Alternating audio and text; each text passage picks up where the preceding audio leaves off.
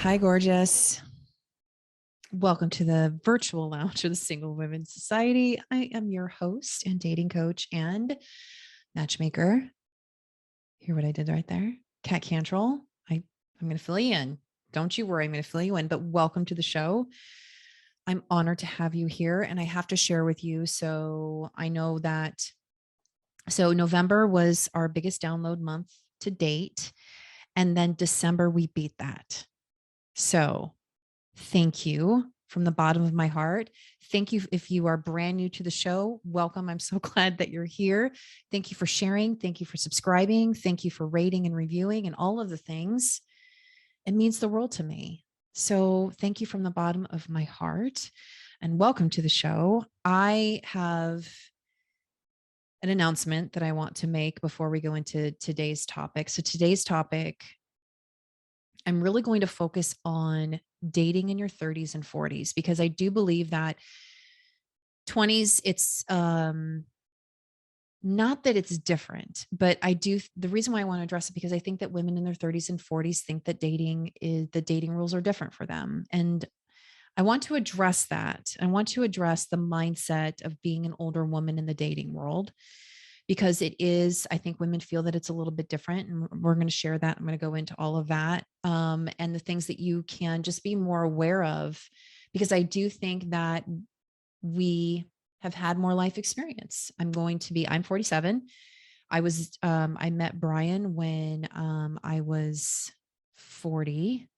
So I went through a majority of my 30s single, dating, making mistakes, doing all of the things. And there was a lot that I learned from that. But I think that when you having this mindset of being older, you think that things are different. And so I'm going to address all of that with you today. And hopefully you can walk away feeling empowered that the badass woman that you are. Okay. But before I go into that, I want to share this very special announcement. So when and if you've been following me on Instagram, you know that I got an office back in August of 2021 and it was a POS. It was just, oh my gosh, it was such a POS. Can't even tell you. The other offices on that floor used this office for storage and for painting practice. I'm not sure, but it was a disaster. And so Brian and I have been throwing so much TLC into this space that we are having an open house next week. Now, with this open house, it's much bigger than the Single Women's Society. This office is the beginning of my agency. Now, hold on a second. I'm going to touch on all that. So the agency was born because, as you all know, if you've been listening for a while, you know that I'm doing a game show, a live dating game show here in the Midwest called Game for Love, which is basically a matchmaking kind of experience on stage where I'm looking for both bachelors and bachelorettes. By the way, I still am. So if you're listening to this and you're willing to make the drive, or if you're here locally, I really encourage you to apply. Or if you know singles, like I know that everybody knows a single person in their life. So if you know somebody who would be interested in something like this, please send them the information. But here's the thing. The game show, I know it takes a certain person to be able to have that kind of, to be able to be that vulnerable, to put themselves out on stage. And so what happened is that I had more and more people contacting me being like, hey, I'm really interested in this kind of service, but I do not want to be on stage. And so it really, after being in this space and helping women with dating, I'm going to take it to the next level where I'm going to do matchmaking. So the agency is a matchmaking agency in which the Single Women's Society is a part of that agency. And we're going to be offering dating coaching, matchmaking, and experiences. You heard me right. Retreats are coming your way for the single women in my life. In fact, well, I'm not going to release it quite yet. It's coming your way. So if you want more information about all of these services, about my coaching, because I am still coaching. So coaching, matchmaking, and upcoming experiences, please go to theheartagency.com. Got it? Got it. Okay. All right, check it out. Let me know what you think. It's a work in progress. Sometimes I think that the perfectionist in us is like, oh, everything has to be perfect. And I think dating is the same way. You're like, nope, I have to make sure that all the stars are aligned and everything's great. And I'm feeling absolutely 100% about myself in order to put myself out there. That's wrong. You have to, and I know you've heard me say this a million times, and I'll keep saying it. You just have to be happy enough with your life. So go check it out, theheartagency.com, and let me know what you think. And if you're interested in any of the matchmaking, it is free to be entered. So enter your information. And if you're interested in services, then we go from there. But I am looking for eligible singles to be a part of the matchmaking agency. Okay. The Heart Agency, matchmaking agency, the agency. Okay. Here we go. Today's topic is dating in your 30s and 40s. And this was inspired because I was on a podcast where we were talking. She asked me a question that she said, is dating, do you advise women differently that are in their 20s versus their 30s versus their 40s when it comes to dating? And this is a really good question. Really good question. And I don't. I don't advise women differently that are in their 20s and 30s and 40s, because you could be an extremely wise 28-year-old, depending on your life experiences, and you could be an extremely naive 42-year-old. Doesn't matter. What's dangerous about all of this is that I think as women, we love to put labels on ourselves. And this, I'm going back to because I dated all through my 30s as a single mom, as a divorced woman, going through all through our 30s, thinking that the rules maybe were different for me, that I was older and I had baggage. And these were the things that I was carrying around in my life because I was an older woman who was dating. And the truth be told is that really, when it comes to dating, there's no rules. Okay. So I can tell you my advice as far as what I think works and what doesn't work. But at the end of the day, when it comes to you deciding on what rules to follow and what rules not to follow, it's really up to you. And it comes back to you really listening to your intuition. Now, as we get older, do we listen to it more? Yes. Do I have to advise a woman in her 20s probably a little bit more than I would a woman in her 40s? Yes, because a lot of life has happened to her, right? So you've had more life, you've had more experience. Sometimes you're divorced, sometimes you got out of a long-term relationship, sometimes you have children, sometimes you haven't had a relationship at all. It just depends. So it's really just a case by case basis when it comes to the rules of dating.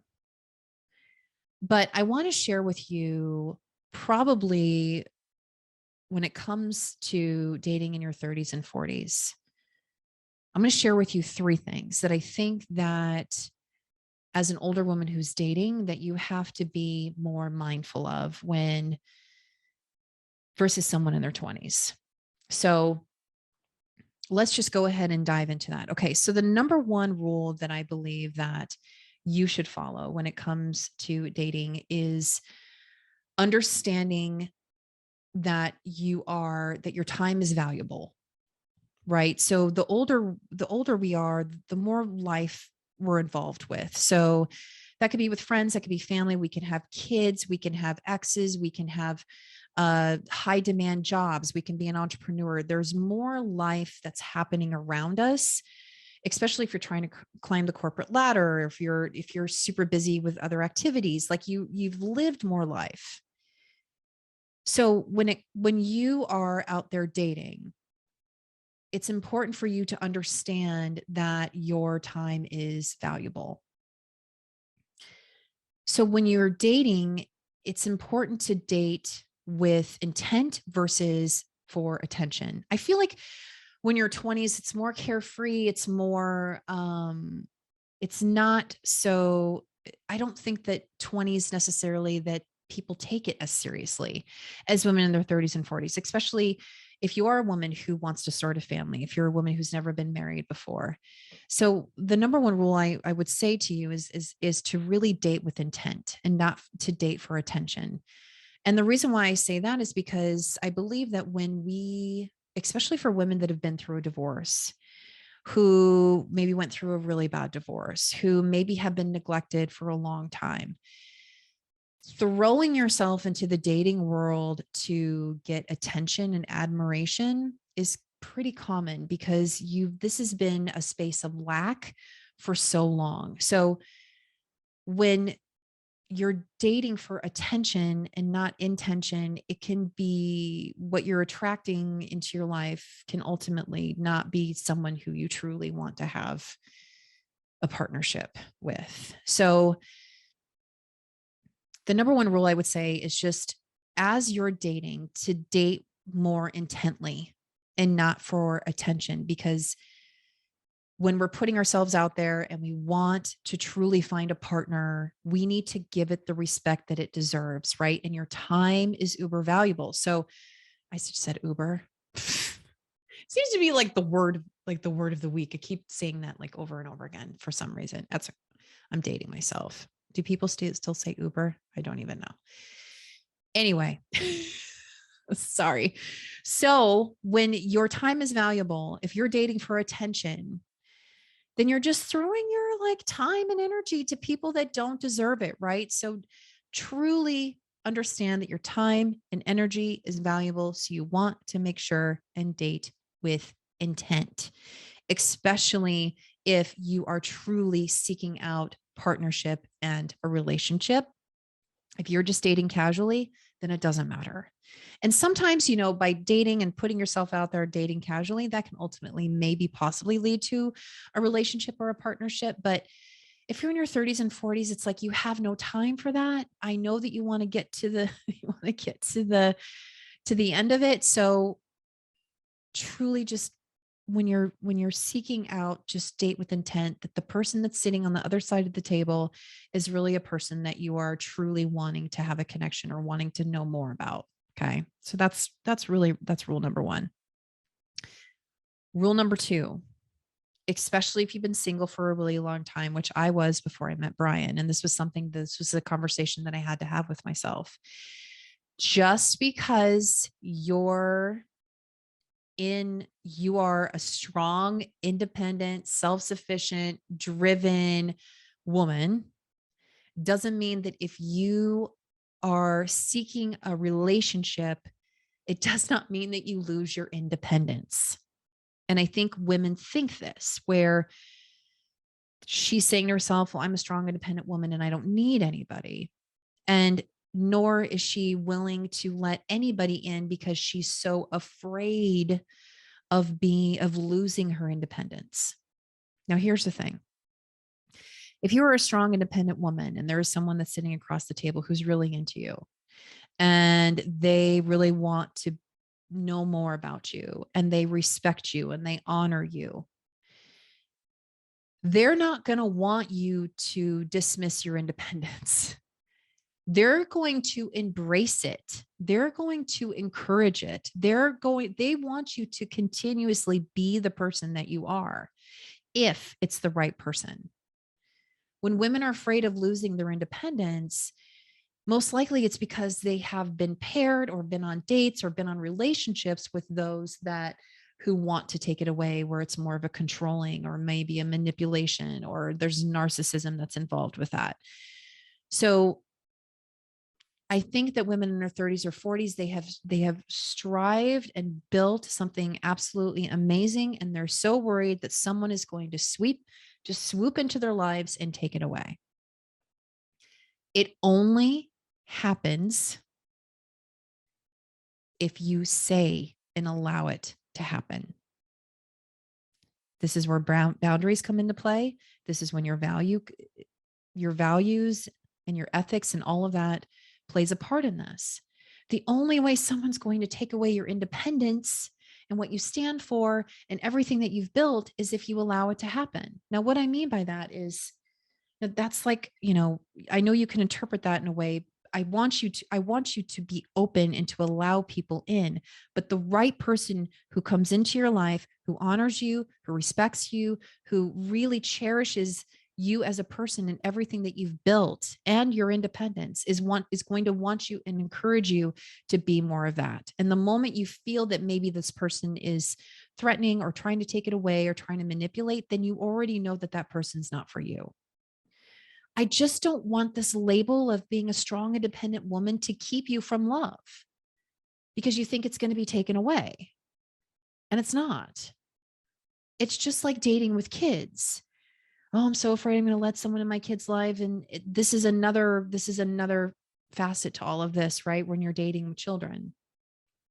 And maybe I'll do an episode about that because I do have my own philosophy with that, just because I was a single mom and I dated with kids. And I've had many, now that my kids are adults, I've had many conversations with them about that time period of my life. I'm not going to talk about it today, but it's just like with dating with kids. Like, well, I'm so afraid to date somebody because I don't want to let them in and I don't want to let them in to be in part of my kids' lives. And what happens if it doesn't work? And so this is another way that we, again, if this person that you're allowing in respects you because you respect yourself, honors you because you honor yourself, honors your children, right? Where they understand that that the children are yours and they're a part of your life and they're going to want to be a mentor to your kids, not a parent. There's a difference, and maybe I will do a whole episode about that because I do have an opinion about that. But because Brian and I have this philosophy because we have a blended family, and we will, the only time that we really will step in when with the other parent is if the other person asks. We don't, it's not my job to parent his child, and it's not his job really necessarily to parent my children unless we ask for each other for support. But, and you may disagree with me, but I truly do believe that that is a good, steady foundation. Okay. So with all of that said, I don't want this label to prevent you from finding love because you're a strong, independent woman, when really the right person is going to come along, is going to respect that in you, and is going to want to encourage more of that in your life. Okay. So that's number 2. The number 3 is stop telling people that you are too old. I'm too old. I'm old enough to be your mother. I'm too old. I can't do that. I'm too old. I can't. We stop. We've come a long way, babe, and we can move mountains. It doesn't matter how old you are. In fact, you could probably argue that the older you get, the better you get. So to have this mindset that you're too old to be dating, it doesn't matter. 40s, 50s, 60s, it does not matter. This is all something that you're making up. This is a way that you're putting up roadblocks, you're building up these walls, you are making excuses on why you can't find love, and you're using age as an excuse. And truly, it's not. It's a horrible excuse. I remember this is something that my mom used to tell herself all the time. She'd tell me that she was too old to find love. And I really don't believe in that. I believe that if you believe in love and you believe that love exists for you, it doesn't matter your age, that it is there waiting for you. It's just that you have to believe enough that age is just a number, which it is, because really the older you get, like there's women always have like this rule where it's like, oh, there must be like this age to this age. And, you know, one of the things that I encourage women to do is just, again, be more open, because you can date someone who's 10 years younger than you and have a very amazing connection. And you can date someone who's 10 years older than you. It doesn't matter. And I think women, they think that, well, when I'm younger, I can date, you know, the options are more, there's more options. But yeah, you know, when you date, when you're younger, your filter and the way that you pick people is totally different than the way that you would pick people now. That's why when people say, oh, I have a soulmate, you might have multiple soulmates. It's not a thing, because we change so much the older we get, and we become wiser. We become more in tune to who we are. We're listening to our intuition. So someone that you would pick now is not the same person you would have picked when you're in your 20s. You know it. I know you know it. I know it because person I picked in my 20s. was not. Anyway, so when you're talking and saying that you're too old, you're preventing love from happening. So that verbiage has to completely stop, because no one wants to hear that. I don't want to hear it. And I've even caught myself where I'm like, oh, it's too old. And I catch myself saying that because I think that society does tell us that, as we get older, then for some reason we're devalued the older that we get. And so I feel like part of my job as, a woman who's in her late 40s, it's my job to teach women in their 30s and 40s that you're not too old to find love. I mean, I found Brian when I was 40. It's not a thing unless you make it a thing. So if you're listening to this and you're in your 40s and you're like, I'll never find love, you need to change that verbiage. Or you say, I'm too old to find love, you need to change that. Because love exists for everybody at every age. It does. I've known people in their 60s, 70s who have gotten married, who start relationships and partnerships. It's not a thing. It's only a thing because you're making it a thing. So that's my third rule. All right. So what you think? It was kind of short and sweet today. Kind of just got clear and cut to the point. But I feel that really when it comes to rules in your dating rules in your 30s and 40s, the only thing that's different is your outlook and what you allow and what the way that you think. And the way that you date is different because of life, because of how you feel about yourself, because you're listening to your intuition, because your time is valuable, right? Right.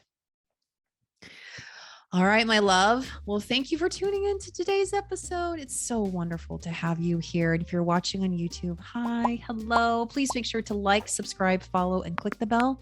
So every time we have a new episode that you are the first one to know. And if you're listening on Apple and Spotify, thank you, my love. I would appreciate it if you would rate and review, because the more ratings and reviews we get, the more they deliver this podcast to other people as a great podcast for them to listen to. So please make sure to rate and review and subscribe. And if you are on Facebook and Instagram, come and follow me at Kat Cantrell. I have a blast over there making these ridiculous reels. And I'm so excited about starting the agency. So make sure and go and check it out, theheartagency.com. Lots of amazing things that are coming your way. And thank you again for being here. And happy 2022. And remember, my love, true love is waiting for you. And I will see you next time. Ooh, just in time. It just turned off.